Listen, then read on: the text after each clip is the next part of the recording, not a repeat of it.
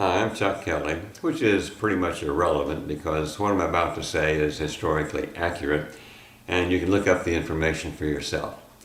But in my opinion, voters need to get a better understanding of how we actually got out of the Great Depression. The Second World War is not what did it. The fact that we built thousands of airplanes and submarines, tanks, shipping vessels, and sent them overseas to get blown up, that's not what got us out of the Great Depression. What did get us out was that President Roosevelt enacted many progressive economic policies that served our country very well for the next 50 years. Those policies not only got us out of the Great Depression, but they helped us to create the biggest and most vibrant middle class in the history of the world. Now, to get a better picture of how this all happened, let's take a look at this chart. These three lines here represent three important variables that affect an economy and the political forces behind them. And the chart goes from 1930 to about a year ago. Now, the black line represents the national debt as a percentage of the gross domestic product. Now, when people say that the national debt today is the highest in history, they're not being accurate. It's true that it's the highest in terms of absolute numbers, but that's not what counts. What counts is the national debt as a percent of the gross domestic product, and that was highest here in 1947 when it was 120% of the gross domestic product. Now, the red line represents the highest income tax rate that we had during this period. And you'll note that from 1950 to 1964, it was 91%. And even so, the standard deductions allowed a whole lot of people to get rich during this time, although most didn't become members of a new kind of American aristocracy that we have today. Now, the blue line represents the highest tax on living people who inherit money that they didn't work for. And you'll note here that between 1941 and 1976, it was 77%. And so for this 35 years, even this tax rate, with standard deductions, small family farms and small family businesses survived quite well. Now, I'll discuss the implications of these variables in greater detail in a minute, but first I'd like to read a section from one of my favorite books. This is Senator Tea Party Jim DeMint's book, Saving Freedom. It's one of my favorites because it's a classic example of how Republicans fondly remember a period of our history that never existed. It was a period when America became great. Corporations were free from burdensome government regulations. Investors who create jobs were free from progressive taxation, and in general, the American citizen was free from big government. Now, when exactly did that happen? Well, according to Senator DeMint, it happened in 1947, the year when our government had its highest federal deficit in our history. Now, let's look at what DeMint says about this period on page 34. After World War II, America was on top of the world. Our powerful economic and military machines saved the world from tyranny and ushered in a generation of peace and prosperity. In 1947, the United States by itself accounted for 1/3 of world exports.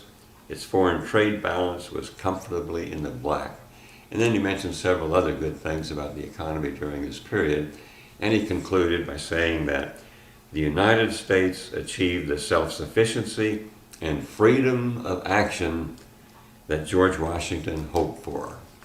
Now, what's absolutely astounding about this passage in his book is that the period he's talking about was preceded by 15 years of our federal government doing everything that Jim DeMint opposes. Now, to get a better picture of exactly what happened during this period, let's look at that graph again. Beginning in 1932, President Roosevelt inherited a terrible economy that had been abandoned by private investors because consumers had run out of money to buy their products and services. So he immediately raised taxes on those who had benefited most from the economy of the 1920s, and he used deficit spending to fund the New Deal. Now, the New Deal took millions of unemployed people off the streets, and unemployment went down from 25% here on the deficit line to 10% here. In other words, government, not private investors, directly created jobs. And those jobs stimulated private investment into more jobs. When customers have money, people invest their money to get some of it. Then his Wall Street advisors at this point told him that the deficit was too high and he needed to reduce it, so he cut funding on some of his programs. And the deficit did reduce. However, the unemployment rate went from 10% here on the deficit line to 20% here, which is when we began the wartime economy. Now, at this point, throughout this period in this history, government was in almost total control of the economy. The government told Ford, General Motors, and Chrysler that they could no longer produce vehicles for consumer use, and they'd have to produce things for our military. And during this period, unemployment was effectively zero. And this takes us to about here, our post-war economy, in which government financed the restructuring of our country from a wartime to a peacetime economy. Everything from roads and infrastructure to scientific research. It also paid for the advanced education of millions of veterans, which gave us a world record supply of engineers, scientists, teachers, doctors, and professionals of all kinds. So all this, raising taxes on the wealthy, deficit spending, and in the words of Senator Tea Party Jim DeMint, put us on top of the world right here. Through stimulus spending, our federal government invested in our future and put us in a position to reduce the deficit long term. Now, it's important to note also that Roosevelt did a lot of things to give workers better wages and working conditions. In 1938, about in here, he got the Fair Labor Standards Act passed. They established a minimum wage at 29 cents an hour. Children under 16 were prohibited from working full-time jobs, and if workers worked over 40 hours a week, they got time and a half for overtime.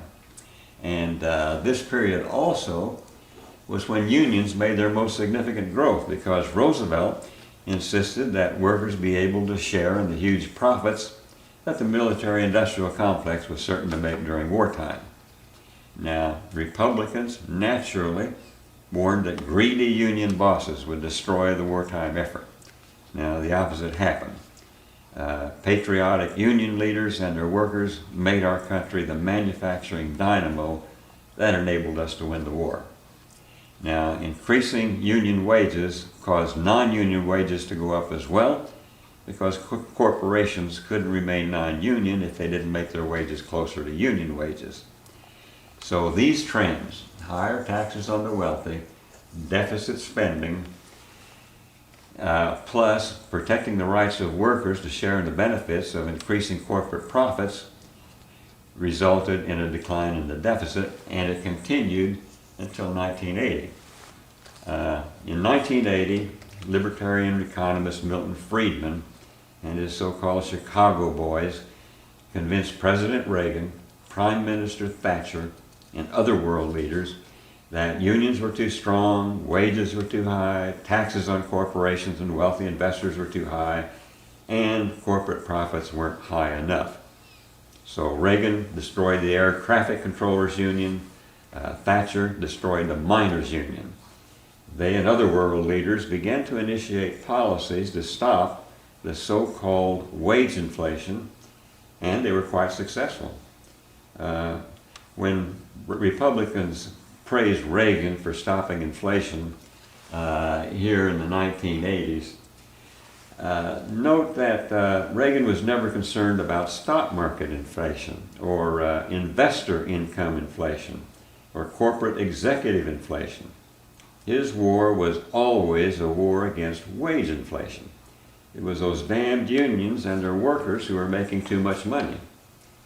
In addition, 1980 was also when Republicans got serious about their starve the beast strategy. Of course, the beast is government. Since entitlements like Social Security are so popular with voters, they decided that they could be eliminated or reduced only by putting the federal government into a serious deficit. Then they can make the case that we can no longer afford entitlements, which is where we find ourselves today. Now, if you're unfamiliar with starve the beast economic strategies and their intended consequences, search starve the beast and Grover Norquist plus starve the beast on the internet. It'll make how we got into this deficit mess quite clear. Now, Reagan's tax-cutting policies and this commitment to stop wage inflation continued throughout the entire 30-year period, with a brief, especially during the Bush administrations. But with Clinton, however, we got a breath of fresh air in this 30-year period. Now, Clinton did a lot of good things for our country. Unfortunately, NAFTA and his signing of the repeal of Glass-Steagall weren't two of them. He went against his Democratic base when he adopted the Republican free market agenda and applied it to international trade and to our finance industry. In effect, NAFTA allowed American corporations to give low-wage countries our advanced technologies and financing to manufacture goods and then sell them duty-free back in the United States. In effect, it gave some corporations the freedom to drive out of business corporations that chose to stay in the United States and hire American workers and pay them decent wages. Now, repealing the Glass-Steagall Act, of course, gave our financial industry the freedom to literally rape our economy in ways that we're still paying for. Now, although most Democrats opposed NAFTA and the repeal of Glass-Steagall, President Clinton was advised by his Wall Street advisors that they would make corporations more profitable, and he would reduce the deficit by raising taxes on the top 1.2% of Americans, which he did, and it worked. And so right in here, he did reduce the deficit to the point to where by the end of his administration it was deficit neutral. But it was done on the backs of American workers and at the ultimate expense of our healthy economy. Now, the main lessons you can take from this chart is that when investors abandon our economy, the federal government must take action. The Roosevelt administration did it directly here by raising taxes on the wealthy, the ones who were benefiting most from society, and deficit spending. And this directly created jobs through government programs, and those government programs indirectly created jobs by stimulating investment by private investors. Now, in some ways, we're worse off here than we were back here, because back here, even though investors had abandoned the economy, we still led the world in our industrial capacity. Here, investors have not only abandoned our economy, they've put their money and technologies into low-wage countries where assembly line workers are making 1/10 what American workers make, and their scientists, engineers, and other professionals make about 1/4 of what Americans make. So it's no wonder why we're losing jobs. And of course, this isn't going to be turned around until we decide to establish some sort of an industrial policy that actually makes sense. I'd like to wrap this up by making a few comments. First, when politicians manage an economy in such a way that those who benefit most from society keep getting tax cuts, deficits go up. And when the economy is managed so that working class incomes stagnate or decline to the point where many workers don't make enough money to even pay taxes, the deficit can only skyrocket. Secondly, historians tell us that whenever the rich and powerful as a class, not as individuals but as a class, Whenever they take too much of a society's productivity for themselves, societies always degenerate. And it's true of any kind of system you want to talk about. It's true of socialism, communism, capitalism. It's been true of aristocracies, theocracies, and democracies. And so if the government of a nation doesn't manage the economy wisely, the wealthy and powerful always take too much of a nation's productivity and the nation's resources. Third, if you'd like to go back to the kind of economy that we had in the 1920s, when children were working in factories and the number of millionaires tripled and we had no middle class of any consequence, then vote for Republicans. And if you like the kind of economy we've had since 1980, which began the disintegration of the middle class, vote for Republicans. On the other hand, if you want the kind of economy we had between 1932 and 1980, when we created the middle class, vote for Democrats. Now, if you would like to get a copy of the chart that I used for this video, or to look at the data that went into making up that chart, you can get it by going to my website at democraticcapitalism.net.